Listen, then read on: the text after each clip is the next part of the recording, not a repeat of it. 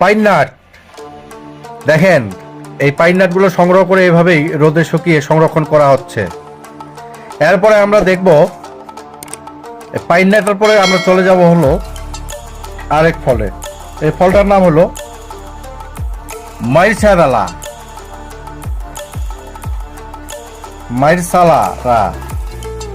আর এটা হলো ম্যাঙ্গোস্টিন।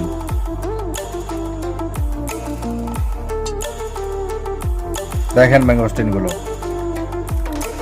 এটা হলো লোকাট। লোকাট ফল অনেক সুস্বাদু একটা ফল, যদিও এটা বাংলাদেশে পাওয়া যায় না। এরপরে আমরা যাব সুগার ক্যান, আখ, গেন্ডারি, যে যে নামে ডাকতে পারি, ইক্ষু, আম, ম্যাঙ্গো। ধন্যবাদ ভিডিওটি দেখার জন্য। ভালো থাকবেন।